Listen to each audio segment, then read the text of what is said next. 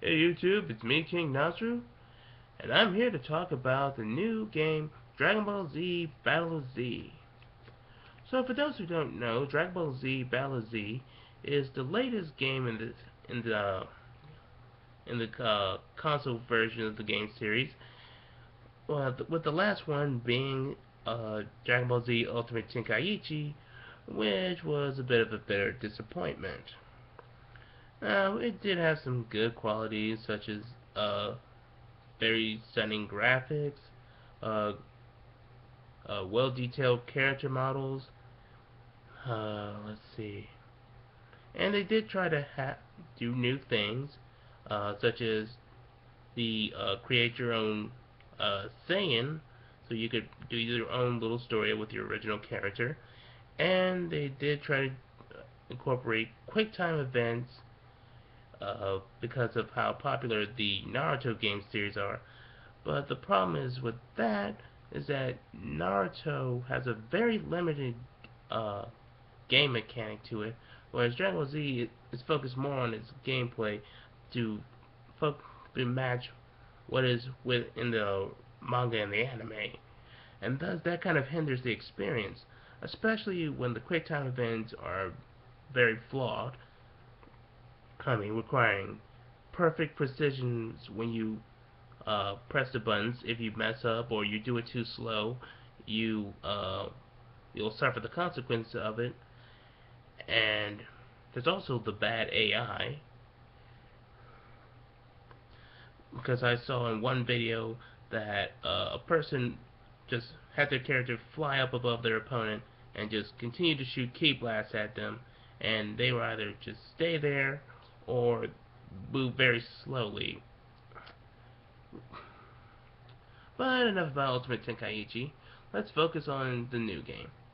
So the new game is going to have the same traditional story arcs from the from Dragon Ball Z, which includes going from Saiyan Saga to Buu Saga, and with the addition of the new canon movie Dragon Ball Z Battle of the Gods, which means this will also be the console debut of the characters Super Saiyan God Goku, Bills, and Whis. So yeah, that's pretty new and interesting. I'm also looking forward to how what they do with these characters and how the Battle of the Gods story is going to be incorporated into this game. And it's also the first time that we're going to see the English dub version of Bill's and Whis' voices, which means that if it goes well, we might see a Dragon Ball Z Battle of Gods English dub coming soon after Dragon Ball Z Kai's Buu Saga. So what else is different now? Oh yeah, now it's now as opposed to other games, it's going to be focused on mass multiplayer. Well, not mass, but just uh more like 4-on-4 multiplayer, where four of your friends and four other people or the computer will control four characters, or a single player can control four characters and a computer can do the same. And they will do the traditional fighting uh, within the story missions or just in a versus match of their own. And the game also expands upon this by having you pick a certain style for the character you pick. Now, for example, and the certain styles are fighting style, uh, key shooter style, healing style, and interference style. Fighting style will focus more on close range combat and use certain techniques like the Kaioken or Trunks' sword technique and things like that. The key blaster will focus on shooting key blasts and sharing any key they have to spare with any of their allies in case they're running low. And we'll have techniques like the Masenko or the Death Beam or the Special Beam Cannon.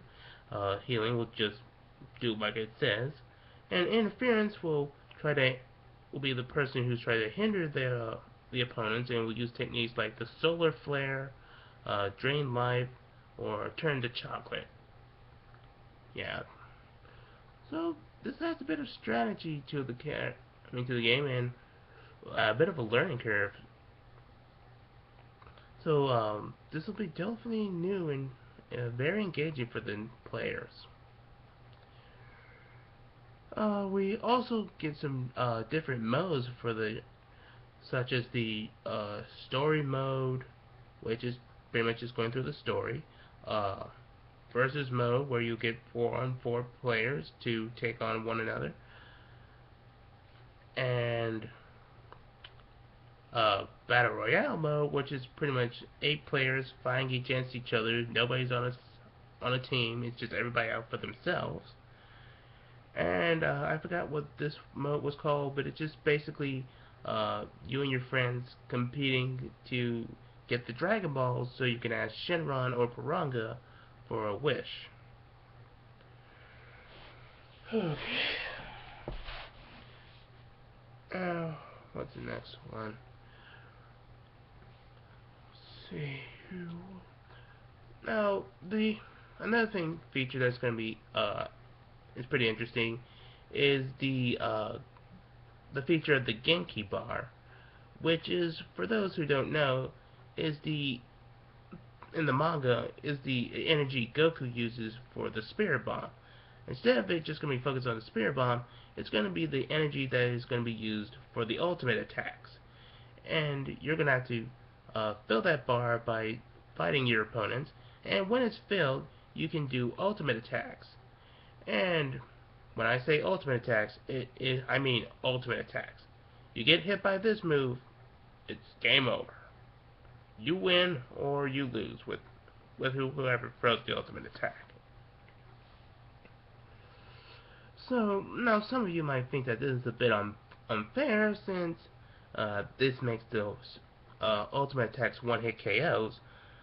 But you gotta keep in mind is that you're building up the Genki bar to get it to that point, and by that time your opponents will be worn down, so it's not a one-hit KO move.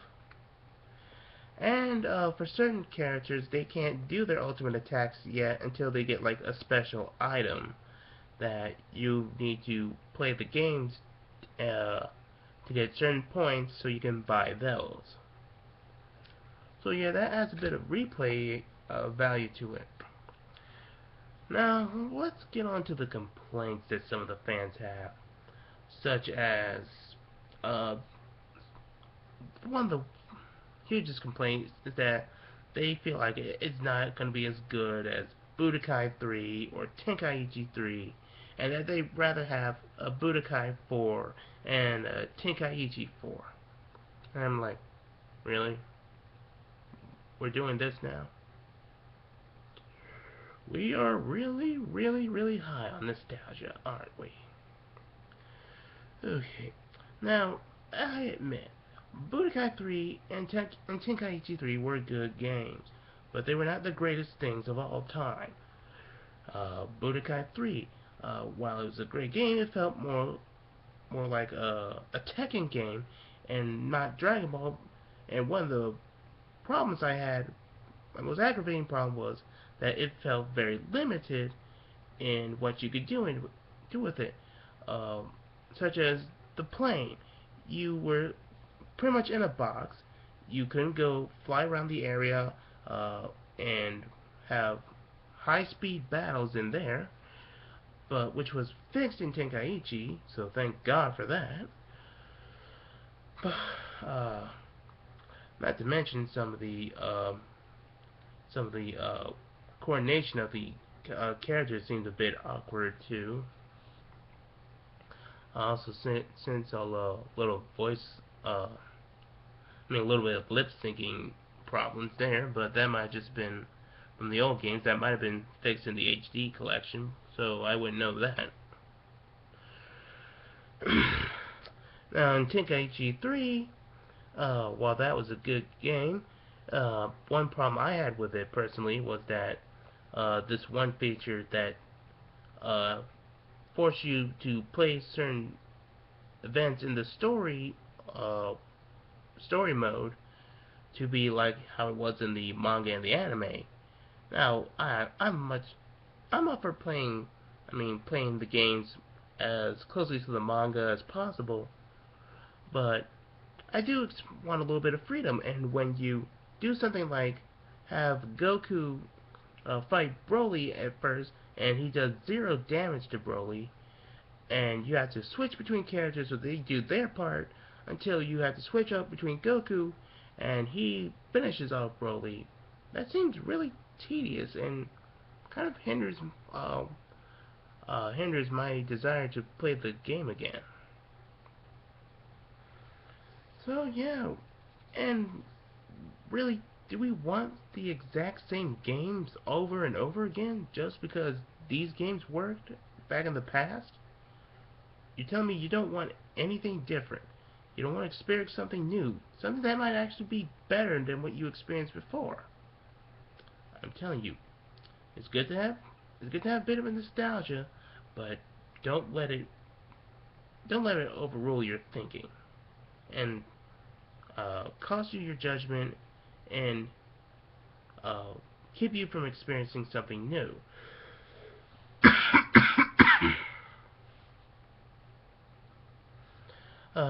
Let's see what else.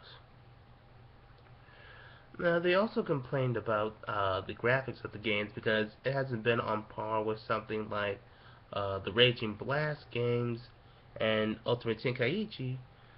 Now but we have to keep in mind is that this is Art's uh, first try at the Dragon Ball Z game, and they're not a very well-known game company. Sorry.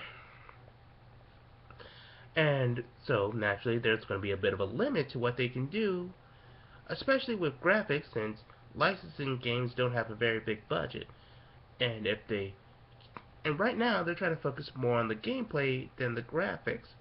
And the graphics, to be honest, they don't look all that bad. It looks like a cross between the manga's imagery and the animes, which is pretty interesting to me personally.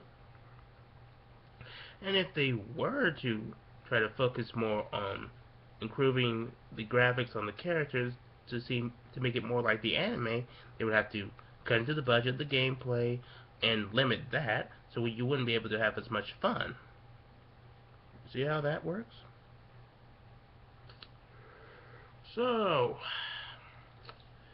but regardless of that, recent footage has shown that the graphics have been improved to a certain extent, and people have stopped complaining about that, or at least most of them have. Now, I personally say that we should wait until we get the demo before we start judging the games. And fortunately, the game's demo comes out in December, so we'll be able to make our own personal opinions about that. And we'll also get pretty good DLC like Super Saiyan Bardock, which makes me wonder, will we also get to see his enemy Lord Chill? And then there's also a Vegito DLC, which puzzles me because Vegeta was part of the Boo saga, and you're doing the Boo saga, which is traditional. So why is he DLC? And then we got the Naruto DLC. As you can tell by my face, I'm not impressed by it. I feel that's just like a desperate ploy for Naruto to get attention. Naruto. But regardless, I'm looking forward to the game, and hope that it fills up to my expectations. So, next time, we talk about the PS4.